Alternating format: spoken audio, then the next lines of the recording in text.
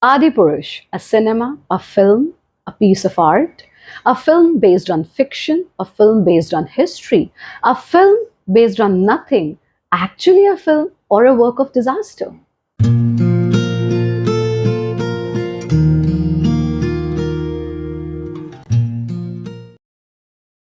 Namaste, I'm Acharya Pratishtha. I welcome you at Bharat Yoga English Friday Facts with Acharya Pratishtha and Insight to Indian Culture. Recently, a film has been released in India which has actually united everyone.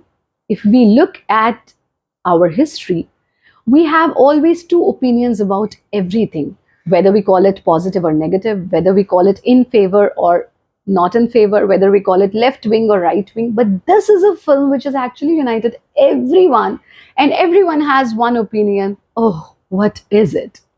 So I was approached by many media houses to give a comment on it, but pratyaksham kim pramanam, until and unless I have not seen it, how can I comment on it?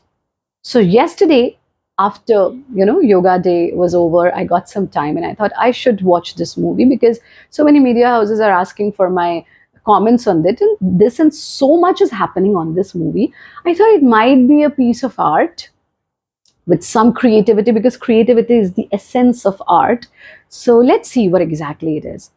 So even if I look at it just as a piece of art, I could not tolerate it more than for 15 minutes. After 15 minutes, my head started spinning.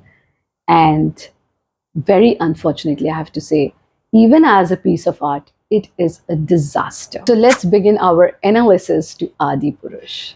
Now, when we look at something, the makers have chosen a subject which is an integral part of not only Indian culture, but something which is being fed in our brains since childhood.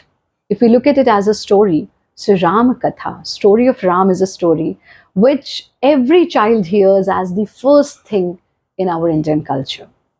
Now, to mix and match and to make irrelevant changes in this story and to make irrelevant changes in the patra, in the characters of this story, this is something which is not being digested by at least that culture which is grown up listening to these stories. Now let me explain it with a very simple example.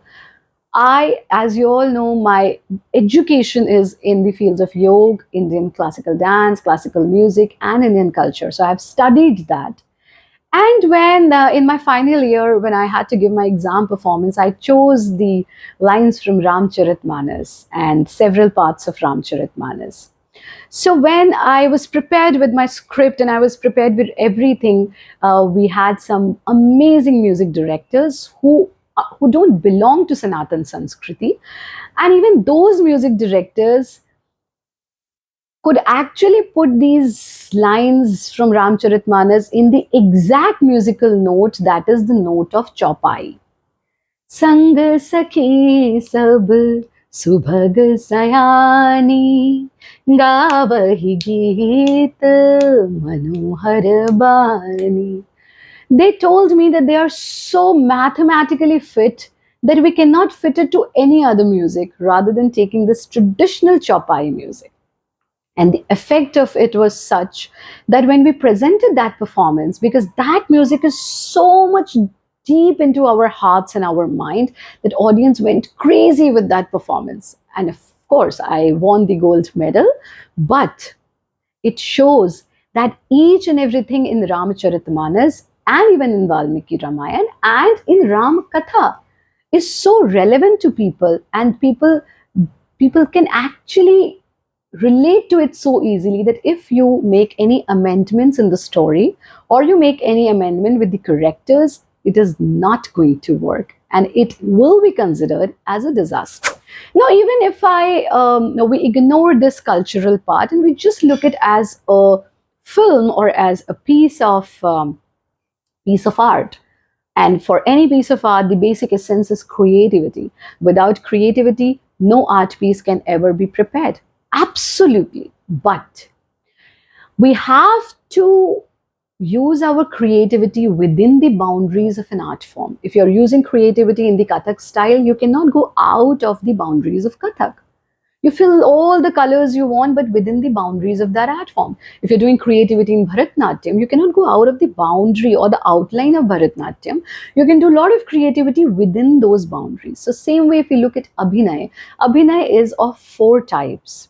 According to Natya Shastra, one is Angik Abhinay, Vachik Abhinay, Aharya Abhinay, and Satvik Abhinay. So if we look at this piece of art within the boundaries of these four parts of Abhinay or within the boundaries of Abhinay, Angik Abhinay means acting which you do with your body. I'm sorry to say, zero acting with the body, because all the characters were so different from the actual characters. No Angik Abhinay. Vachik, we already have seen the controversy in the dialogues and the words that have been used. Unfortunately, Vachik Abhinay, the acting which is done through dialogues, which is done through voice, is zero.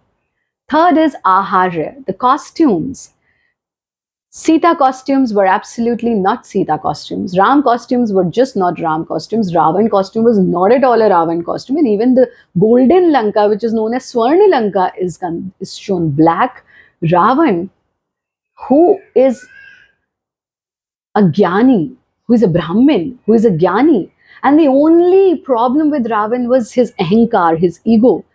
But that Ravan is shown as taking the piece of meat, a flesh, and feeding it to bats. From where bat has come, I have no idea. I mean, this is something which is just not relevant at all. Now, the fourth one is Satvik Abhinaya. Satvik Abhinaya means when you live that character which you have to present.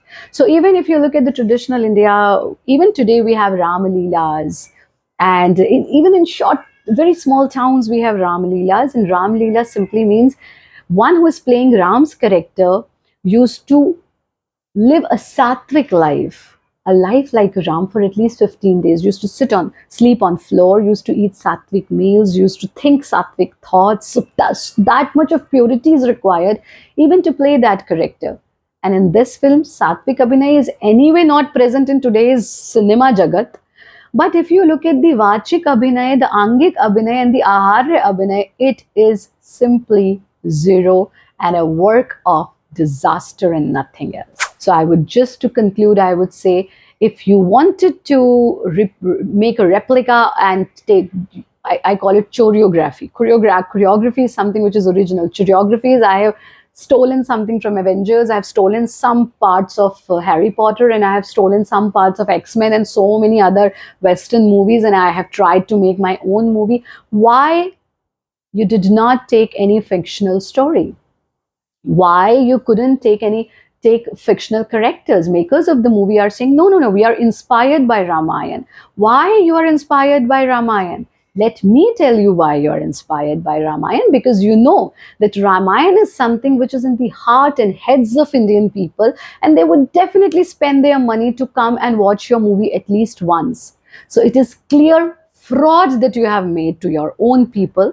But let me tell you one thing, with such frauds, for first 2 weeks or maybe for first week you can earn money, but after that everybody knows what has happened to your film and how people are reacting to your film.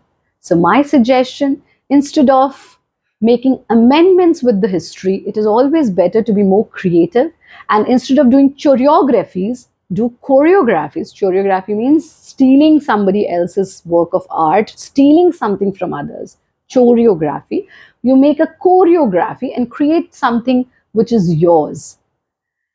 That's all for today's episode, and I would request everyone not to take your kids to show them this work of disaster, which will only be a headache for you, even if you look at it just as a film. That's what I believe. इस video को हिंदी में देखने के लिए Bharat yoga YouTube channel पर जाएं. If you have any other question, any other query related to our Indian culture, do share your questions and queries, and we will come up with an episode on that. Lots of love, light, and blessings. Jai Shri Ram. Hari Om.